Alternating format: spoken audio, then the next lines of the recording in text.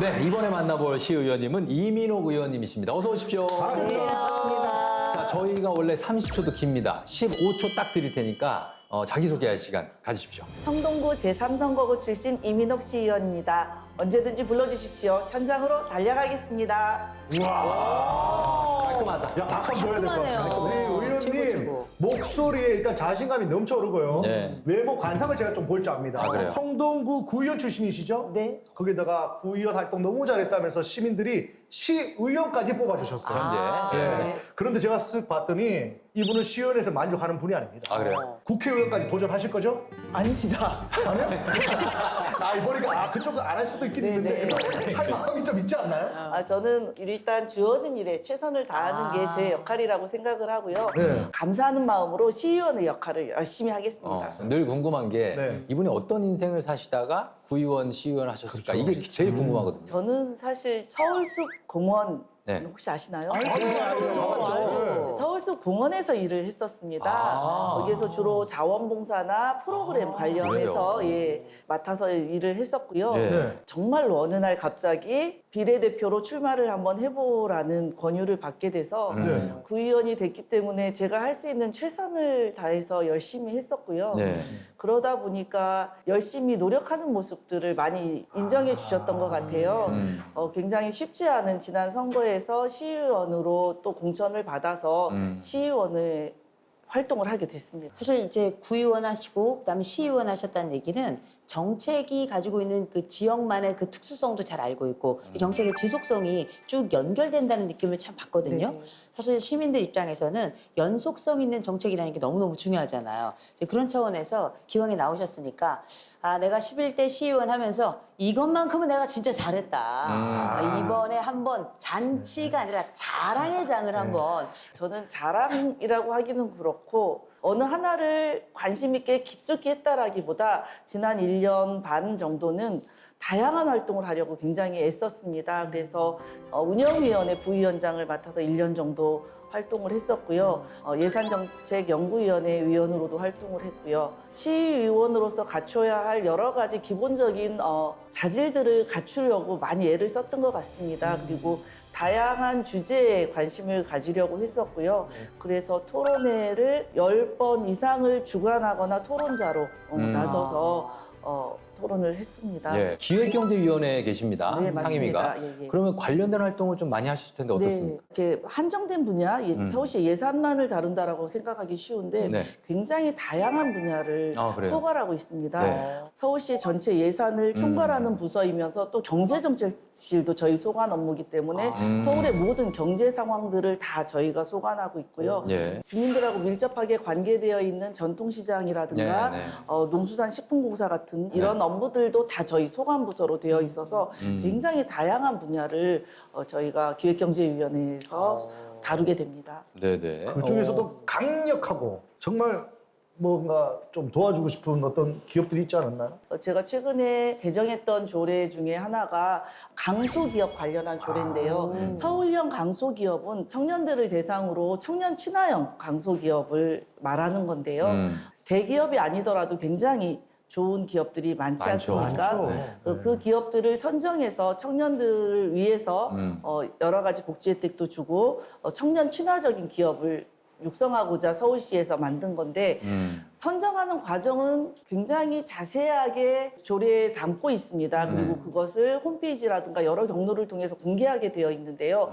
뭐 여러 가지 이유로 아쉽게 그 선정 취소가 되는 경우가 있습니다. 근데 선정 취소가 된 경우에는 그게 공개가 되지 않았었습니다. 그러다 보니까 청년들이 모르고 지원을 하게 되는 경우도 생기게 되고 혹은 알게 모르게 발생될 피해를 방지하기 위해서 취소가 됐을 경우에 그 취소된 강소기업을 공개하는 내용을 개정안으로 담아서 조례를 발의했었습니다. 예. 정말 조례가 정말 잘 발의했던 게 청년들 중에 난 저 강소기업에 가고 싶어 했는데 알고 봤더니 취소가 된 취소돼 있는 상황이 얼마나 황당하겠어요. 그렇죠, 예. 그럼 갑자기 나올 수도 없고 그런 상황이 벌어질 수 있어서 네, 우리 위험을 청년들의 방지하고자. 문제도 많이 고민해 주셨는데 정말 중요한 거는 우리 노인분들에 관련된 법도 많고 한데 중간에 낀 중장년에 대한 문제들 아니면 더 나아가서 모든 세대가 아우를 수 있는 뭐 그런 조례안은 안 만듭니까? 네, 최근에 이슈가 된 게 있었죠. 그 외국인 가사 도우미 도입 관련해서 네. 한참 네, 뜨거웠죠. 뜨거웠었는데, 아, 뜨거웠었는데 예, 엄청 네. 뜨거웠어요. 고용노동부에서 외국인 가사 노동자를 도입하기 위해서 시범 사업을 지금 강남구와 제 지역구인 성동구에 도입을 아. 하고자 한 거고 네네. 지금 강남구에 70명, 성동구에 30명 이렇게 그래요? 이제 시범 사업을 준비하고 있는데 네. 그 과정에서 정책을 도입하겠다라고 이야기만 해놓고 네. 추진하는 과정에서 여러 문제들이 발생하는 거예요. 그 문제가 발생하는 이유는 우리나라의 가사 노동자에 대한 어떤 규정이라든가 이런 정책들이 정확하지 않기 때문에 기준점이 없는 거예요. 없어요, 없어요. 그래서 저는 우선 우리나라에 46만 정도로 추정할 뿐이거든요. 그래서 정확한 46만 이요? 몇 명인지 잘 정확한 모르죠. 숫자는 실태 조사를 못했기 때문에 추정되는 가사 노동자가 지금 어떤 경로로 가사 노동 시장에 뛰어들고 있는지, 임금은 어느 정도인지, 복지 혜택은 어떻게 받고 있는지, 가사 노동 중에 일어나는 어떤 재해에 마찰? 어떻게 대응하고 있는지 이런 것들이 전혀 조사되어 있지 않기 때문에 그게 네. 우선되어야 된다고 생각을 했었습니다. 자, 그래서 실제로 이 여성의 경제 활동 그리고 저출산 문제 해결을 위해서 시범 운영되고 있고 그럴 예정인 이 외국인 가사 근로자 도입 문제, 국내 가사 노동자 문제를 근본적으로 해결해 보겠다는 이민옥 의원님입니다. 자, 이 상품, 조례 상품 영상으로 만나보시죠.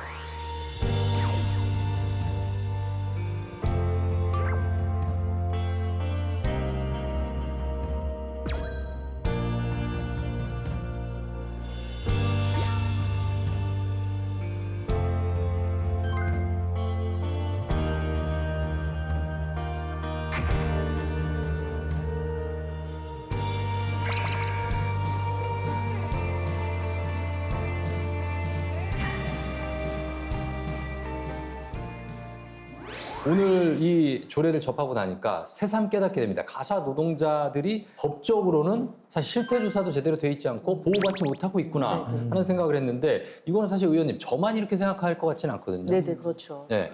가사 서비스 제공 기관과 근로 계약을 맺은 네. 노동자들만 법적인 보호를 받는 대상으로 되어 있습니다. 아. 그래서 제가 했었던 내용은 기관과 고용 계약을 맺지 않고 여러 가지 요즘은 소셜을 통해서도 네. 그냥 뭐 예, 그렇죠. 구두로 구두로 얘기해서 얘기해서 하고 받는 경우도 있고 여러 업체에 등록하신 그렇죠. 분들도 있어요. 그런 분들을 기타 가사 노동자라고 해서 노동자의 그룹에 포함시키도록 했고요. 아. 그래서 우선 현장의 목소리를 좀 담고 실태 조사를 잘 해서 그 현장을 바탕으로 한 정책이 나올 수 있도록 하는 게 제 네. 역할이라고 생각을 합니다. 네. 네. 이런 얘기들이 그냥 나오는 일은 없더라고요. 혹시 이렇게 가사 도우미 또 서비스를 하고 계신 그 종사자분들하고 어떤 에피소드나 아니면은 뭐 개인적인 경험이나 혹시 이런 게 있으셨나요? 에피소드라기보다는 저희 성동에는 행복한 돌봄이라는 사회적 협동조합이 있습니다. 그 성동 행복한 돌봄 안에 가사 노동을 하시는 그룹이 있어요. 우렁각 씨라고. 우렁각 씨요? 예. 제 별명인데. 정말요? 우종각 씨라고. 우정각 씨. 맨날 중간에 들어와서 청소해놓고 빨래해놓고 나가거든요. 네, 아무도 몰라. 구현 활동을 할 때부터 그 우렁각 씨 분들 또 행복한 돌봄 분들하고 교류가 좀 있었고요. 자연스럽게 뭐 이러저런 자리에서 말씀을 나누다 보니 현장의 상황이나 현실적인 부분들을 많이 이해를 하게 되었고 22년 6월부터 가사 근로자법이 시행이 되다 보니까 조금 더 관심 있게 저도 서울시의 조례를 찾아보게 됐고요. 아쉬운 부분이 있구나 싶어서 조례를 개정하게 됐습니다. 네, 자 이민옥 의원께서 내놓은 이 조례에 대해서 과연 시민들은 어떻게 생각하고 있을지 보겠습니다.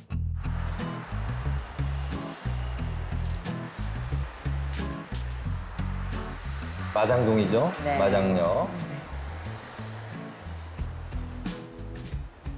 그분들도 이제 똑같은 사람인데 존중받아야 된다 생각하고 보호받아야 된다고 생각합니다.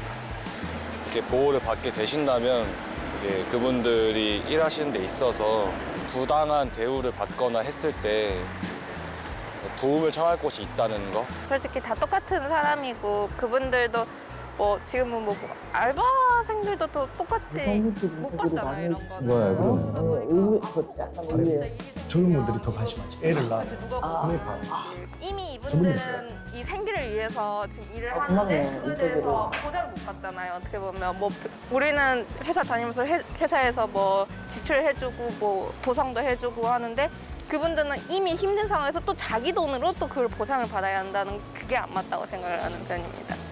조례를 만들어가지고 합법적으로 하면은 그 사람도 도움을 요청할 수 있고 그러니까 좋을 거라고 생각을 합니다. 법적으로 보호를 해주고 그러면은 그 사람도 일할 때 편하게 일할 수 있잖아요. 모든 건 차별이 있으면 안 된다고 생각을 해요. 뭐 근로기준법에 의해서 노동자들의 대우를 받는 세상이 돼야 되는데 어떤 분들은 진짜 대우를 잘 받고 어떤 부분 밑바닥에서 일하는 성실하게 일하는 사람들은 소외된다든가 간장게장집 저기 막 사장님이시죠. 대우를 아시는 분이구나. 상대적으로 열심히 하려는 의욕도 게장집 사장님이시죠. 인사드려야겠네요. 없을 뿐더러 그런 분은 장래 우리나라에서 그래서 좀 그런 분은 좀 많이 관심을 가져야 되지 않겠나 그런 생각이 듭니다. 가사 노동자도 떳떳하게 대우를 받는 세상이 돼야 되지 않을까 저는 개인적으로 그렇게 생각을 합니다. 아유, 너무 멋지시네요. 자, 지금 이제 거리에 나가서 시민 여러분들의 반응을 살펴봤습니다. 최근 이슈가 되는 사안이라서 아주 열심히 답변을 해주셨는데 의원님 보시니까 어떻습니까? 굉장히 다양한 계층의 연령분들이 가사 노동자에 대해서 긍정적인 메시지를 주셔서 저도 굉장히 기쁩니다. 그리고 또 간장게장 사장님 아신다면서요? 네네. 그 영상 저희- 편지 한번 사장님한테. 사장님 반갑습니다. 도망은 가야죠. 현장에서 뵙겠습니다. 간장게장 먹으러 갈게요. 네. 아니 근데 사실 조금 아쉬운 점이 있는 게 네네. 가사 노동 하시는 분들은 저희가 호칭을 할 때 이모님. 이모님 네. 아니면 아주머니 뭐 이렇게 하거든요. 네. 뭐라고 말해야 될지 아니 모르겠단 어떤 분은 말이에요. 선생님이라고 해달라는 분도 있어요. 예, 그런 식으로 호칭을 네. 정확하게 좀 정해줬으면 좋겠다는 생각이 좀 들고요. 그리고 제가 사실 이제 가사 노동 하시는 분들하고 많이 접했던 적이 있습니다. 애들 키다 보고. 네네네. 근데 간혹 이렇게 미흡하신 분들이 있어요. 그러다 보니까 그분을 고용했지만 일은 제가 다 하는 경우가 생겨요. 미흡하신 분들은 어떤 교육할 수 있는 뭐 그런 교육기관이나 뭐 이런 것도 있는지. 현장의 목소리를 들으면 뭐 여러 가지 어려움을 겪는데 그 중에 하나가 호칭에 대한 문제, 그거를 인격적으로 좀 대우받았으면 하는 문제에 대한 부분도 굉장히 많으십니다. 그래서 얼마 전에 고용노동부에서 현장의 가사 노동자분들의 의견을 좀 수렴해서 가사 관리사라는 명칭을 좀 권장한다라는 발표가 있었습니다. 가능하면 가사 관리사님 혹은 관리사님이라고 불러주시면 좋을 것 같습니다. 저는 동시에 이렇게 말씀을 들으면서 이게 단순히 뭐 고용에 관련된 부분이나 혹은 분쟁에 관련된 부분이라기보다 이건 인권에 관련된 부분이겠구나 이런 생각이 좀 많이 들어서 뭐랄까 요새는 이렇게 자격증 같은 것들도 되게 많잖아요. 교육과 또 훈련과 거기에 따른 어떤 검증 절차를 통해서 이 과정을 거친다는 얘기는 이분들이 또 제대로 대우를 받을 수 있는 또 하나의 좀 환경이라고 생각하거든요. 그래서 이런 아이디어를 좀 시차원에서 한번 내시는 것도 괜찮을 것 같습니다. 그러지 않아도 제가 현장에서 네. 많은 관리사님들을 만나면 네. 국가 자격증 문제에 대해서 많이 말씀을 하세요. 근데 저희는 이제 지방 정부이다 보니 국가 자격증에 대해서 제가 말씀을 드릴 수 있는 입장은 아니어서 저희가 적극적으로 정부에 건의를 하자라고 이제 같이 힘을 모으고 있는 중이고요. 예, 그러면 아까 말씀하셨던 가사 관리사분들의 어떤 교육 문제라든가 맞아요. 이런 네. 또 중간 지원 조직 문제라든가 이런 것들이 많이 해결이 될 수 있을 거라고 생각을 합니다. 그래서 지금은 사실 정책을 도입하는 초기 단계이기 때문에 조금 천천히 가는 부분도 있을 수 있지만 방향을 가지고 간다면 이런 일들이 잘 해결될 수 있을 거라고 생각을 합니다. 자, 그러면 이 조례 상품이 정말 무엇인지 정말로 정확하고 생생하게 들어볼 수 있는 시간 지금부터 갖겠습니다. 이민혁 의원의 조례 상품 설명 지금부터 쇼호스트 이동엽 씨와 함께 들어가도록 하겠습니다.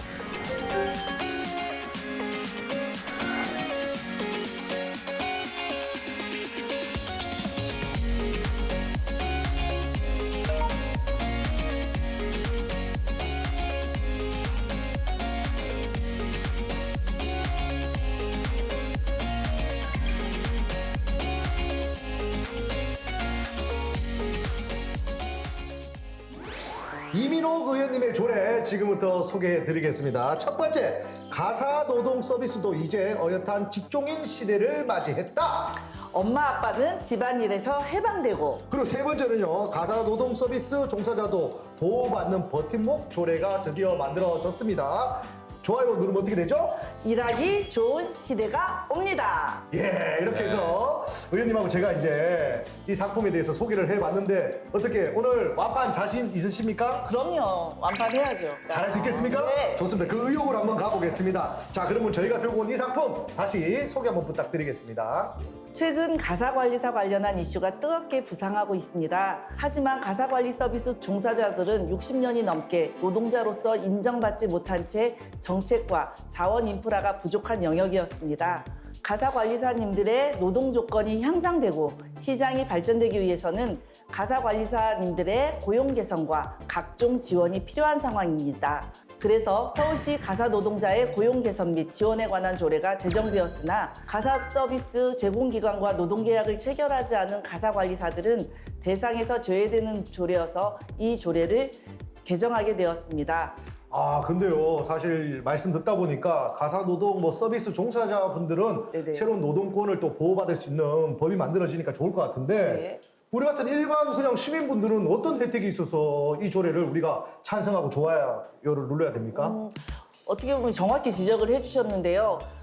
가사관리사분들이 법적으로 보호받고 고용 개선 및 각종 지원을 받으면 훌륭한 그리고 또 양질의 가사관리 서비스 종사자들이 많이 배출되게 되지 않습니까? 네. 그러면 또 소비자들은 만족할 수 있는 서비스를 받을 수 있을 거라고 생각을 합니다. 네, 이렇게 좋은 상품을 가져오셨는데 사실 아무리 좋아도 거기에 대해서 또 비판하거나 비난하시는 분들이 생길 수 네네네, 있거든요. 그렇죠. 그러다 보니까 이 조례가 잘 정착하기 위해서는 또 어떤 대안들이 있는지도 궁금합니다. 우선 정확한 실태 조사가 필요하고요. 올해 첫 실태 조사가 이루어졌습니다.